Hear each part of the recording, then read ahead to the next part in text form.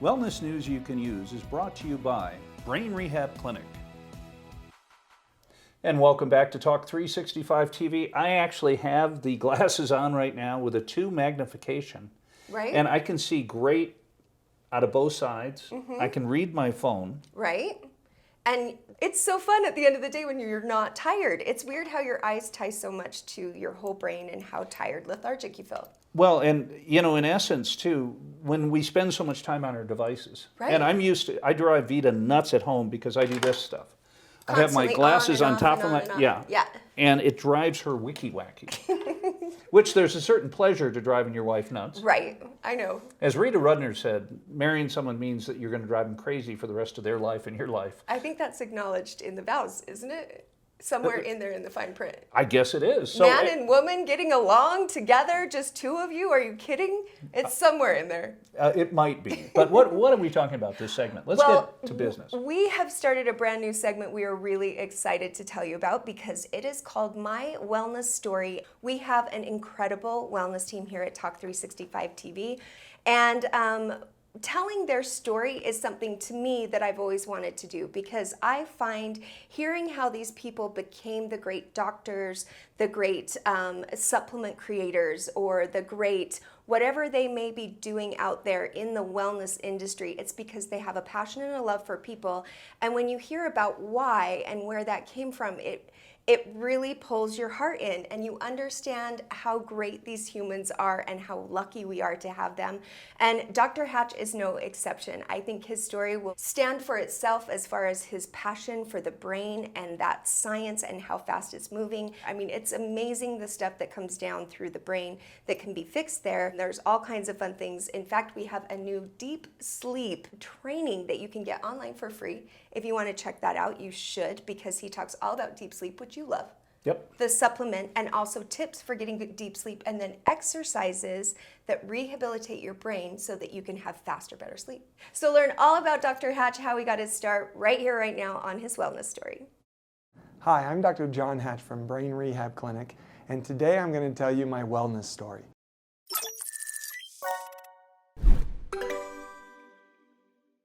I grew up in an incredible home just outside the Bay Area in sunny California and loved every minute. I was in a family of 5 boys and it was a house of WWF. But when I turned 5, my mother was diagnosed with cancer and passed away. And losing my mom when I was young, right, and going through that turmoil changed the entire dynamic of our home. Not only not having a mother at home or coming home from school to a babysitter or a home empty, and many nights where dad had to work or was gone to things, to then my dad had courted a new, incredible, amazing single mother of 2 daughters. And with that came an awesome change, not only in the dynamic of having 2 sisters, which is a whole different world when you're used to boys only in a house, but also to a mother who was rambunctious and going and always on the move. So I started to learn how to navigate emotional regulation. My second mom was in the school district and super focused in education, and so she raised us to be disciplined and work hard and focus on school, but I was always in the sports. That was my world. The other school stuff was gifted. It was easy until 13 hit and I got a concussion playing side tackle football with my friends. It wasn't in the game of the sport that I was playing, it was just with friends. And I blacked out 18 hours. Didn't understand, to the point I didn't even know my first mom had died. My brain was replaying it. Now when I woke up 18 hours later to my now new mom saying, hey, you got a concussion, take this medication. And she said, do you know mom died? I'm like, yeah, of course I did, why? But that whole 18 hours is still gone in my brain's memory. It's gone. But with it also altered how my brain processed emotion, how I dealt with disappointment with family members or friends, or feeling the need to be fulfilled in a level that I didn't need to prior to that, which is where I focused in all sports, because despite the concussion, I still excelled in sports. And you guys probably see that with your own child. Yeah, he got his concussion, he's fine. He's still killing it, or she's still killing it in sports, but you're watching their demeanor change. You're watching their personality change. You're watching the things that they once loved now go away. I was lucky that I didn't want to let go of that hobby because it was my identity. So after the head trauma at age 13, 7th and 8th grade, I moved into high school. I actually walked into a school with no friends because my middle school went to a different high school. Felt alone a lot, yet I had a brother there, so that helped. And then I was playing varsity sports as a freshman. I was in the popular crowds. I was involved in everything. I knew everyone, and yet grades were hard to maintain. So what did I do? Flirt my way through school. And I would communicate with my teachers, tell my teachers how much I loved them because my mom was in the school district and they weren't gonna let their friend down. And I got through school by being kind and sports.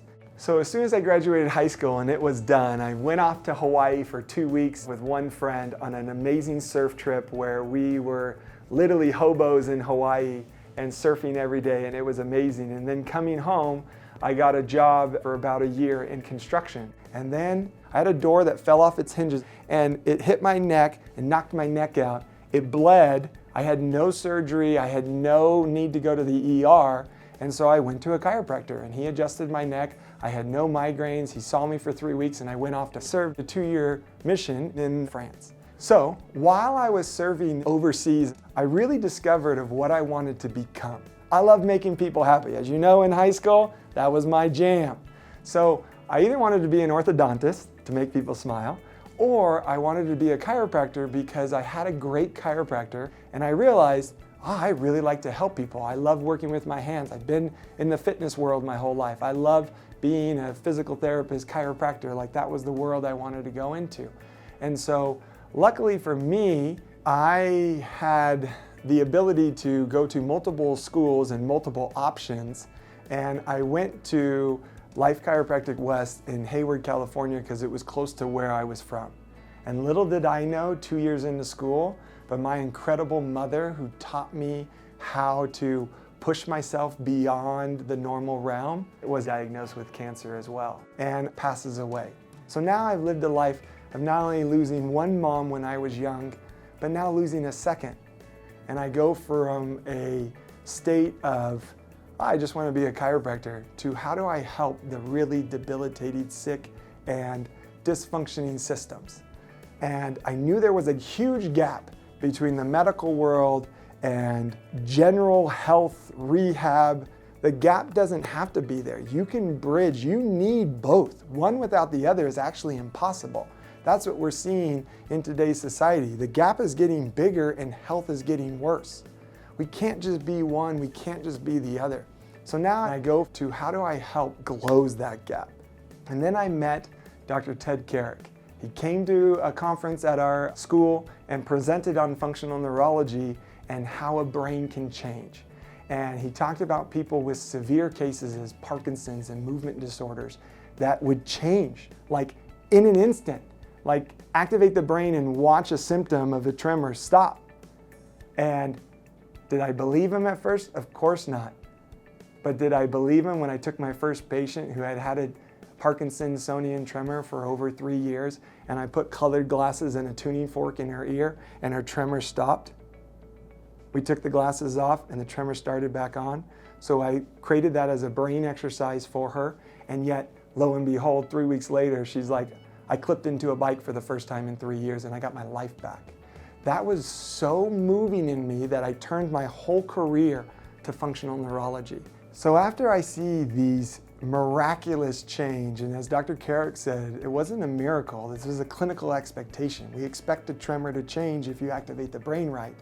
It changed my entire world. But what's incredible about this is, remember I told you a door flew off and hit me in the head and jacked my neck that started me on this whole path. I never knew how bad my brain was.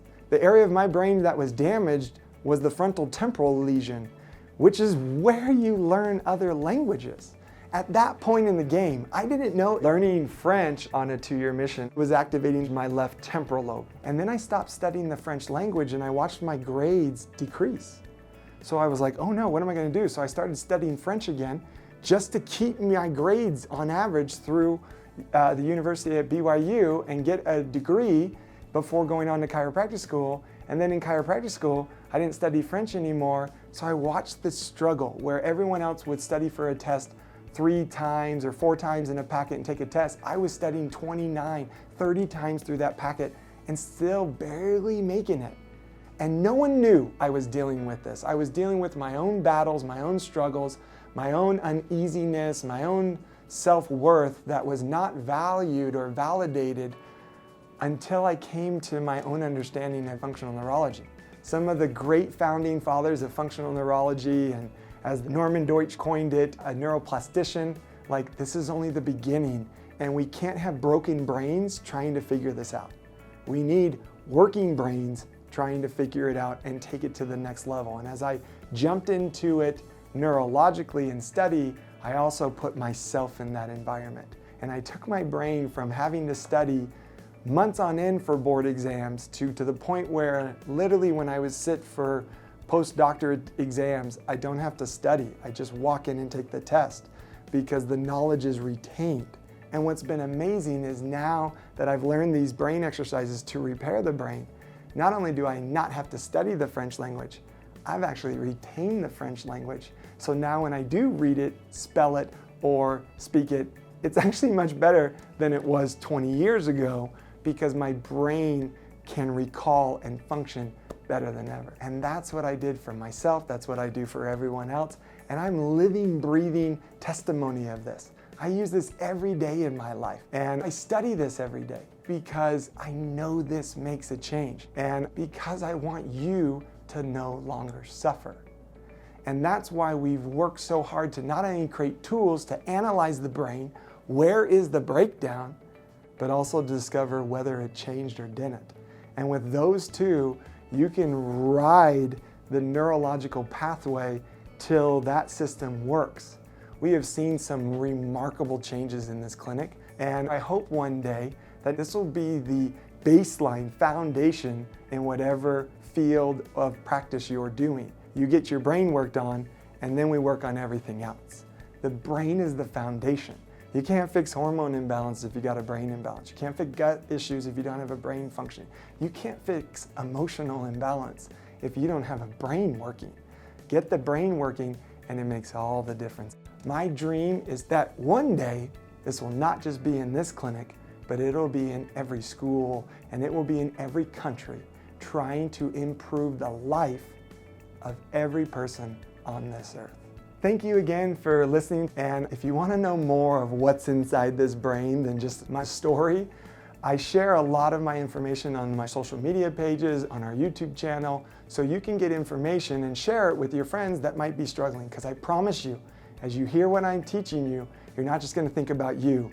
Anybody that you're involved with, you're going to see that there is hope to changing their suffering.